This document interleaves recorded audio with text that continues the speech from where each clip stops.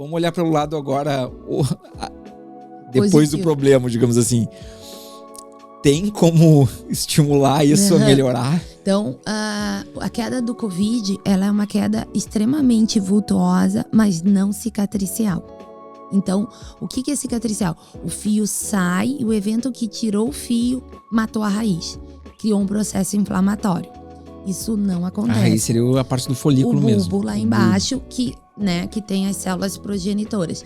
Então, ele é inflamatório ao ponto de descolar, mas não numa altura que tá as células, totipotentes, as que formam o folículo. Nasce de novo, então. Ele volta, tá? Só que é uma queda, assim, duradoura.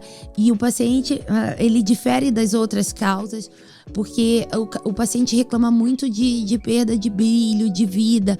Então, isso dá uma boa demorada para voltar. Bota ali 1 ano, entendeu? Porque o ciclo é lento, mas volta. Que bom. Ninguém... Tem um relato, até onde eu saiba, de uma alopécia cicatricial. Mas talvez o paciente já tivesse, não tinha diagnóstico, então não ficou muito claro isso. E tem como estimular para que isso ocorra de uma maneira mais rápida? A volta, sim, com certeza, é o que a gente faz. A gente tenta controlar o processo inflamatório, controla a queda. Eu digo assim, vamos controlar o vazamento, que nem uma tubulação. Vamos tentar primeiro parar de vazar e depois tentar estimular.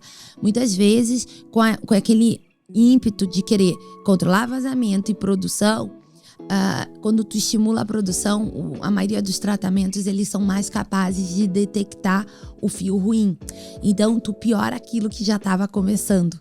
E aí tu aumenta o desespero do paciente. Não que seja errado, entendeu? Que a gente chama assim, uma piora da doença tratando a doença. Tem doenças que é impossível a gente não tratar assim. Outras a gente pode tentar controlar e depois tentar produzir, ou que a queda seja um pouco menos sofrida para o paciente. E por que isso acontece? Porque o buraco que vem um fio ruim é o mesmo do bom. E o gatilho para a produção é o folículo estando vazio do ruim. Então, primeiro tem que sair o ruim para poder vir o bom.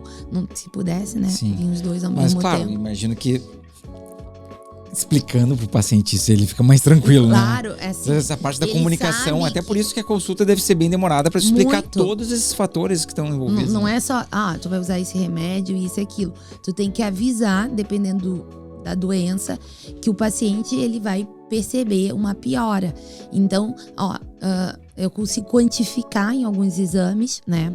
Por exemplo, uma biópsia de couro cabeludo, tu consegue quantificar sobrevida de raiz, quantos morreram, quantos estão vivos, quanto tá caindo, quanto vai cair, entendeu? E tu avisar, já aconteceu, tu tem mais 30%, ou seja, tu já perdeu um monte. Mas o que sobrou, mais 1/3 já tá solto, eu não tenho como colar. Então a gente vai ter que perder esse pra vir.